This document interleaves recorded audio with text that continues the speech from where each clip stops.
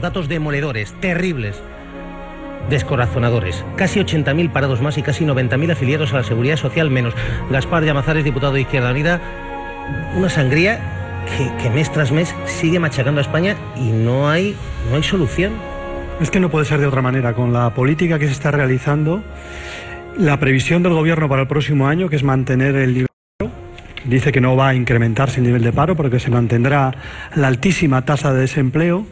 Yo creo que no se va a cumplir. Creo que vamos a aumentar el nivel de paro y vamos a estar a final de año probablemente por encima de los 6 millones de parados. Digo que la política de recortes y la política de ajustes lo que provoca es situaciones como esta, que el paro esté desbocado, porque el paro no es el objetivo de esa política de ajustes. El objetivo de la política de ajustes es cumplir con el déficit, aunque sea a costa de parar la economía del país, que es lo que estamos haciendo, pasando de la congelación a la glaciación. Es lo que estamos haciendo. Pero fíjese, señor Llamazares, New York Times. Parte del gobierno. New York Times, no estamos hablando de un órgano, digamos, de la Rusia soviética, del Pravda.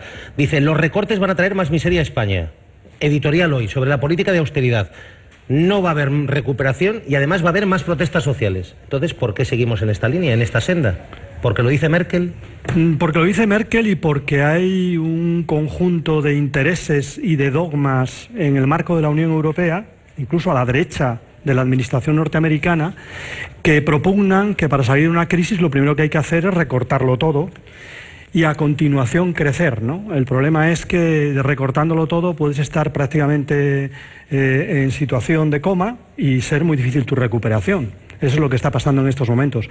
Yo tengo la impresión, y creo que es un debate de fondo, de que si continúa esta dinámica nos vamos a acercar mucho a la situación de Grecia, con el agua al cuello y prácticamente pues con una situación de desempleo altísimo, con una incapacidad casi crónica para recuperar la economía, sobre todo la economía interna. Hay que decir que Alemania tiene la mayor parte de su producción para el exterior, pero nosotros lo tenemos para adentro, para nuestros ciudadanos, y por tanto si a nuestros ciudadanos les recortamos los salarios, los echamos a la calle, lo que va a ocurrir es que la economía cada vez esté peor, ¿no? Y eso va a provocar el malestar social que estamos viviendo en estos momentos en las calles y una crisis de régimen. No solamente una crisis política que pueda afectar al gobierno de turno y que pueda provocar la dimisión del gobierno de turno, sino una crisis del conjunto del sistema político, porque los ciudadanos ven que el sistema político es incapaz de abordar la crisis y de darles una cierta esperanza de cuándo saldremos de la crisis. Se habla ya de una crisis a la japonesa,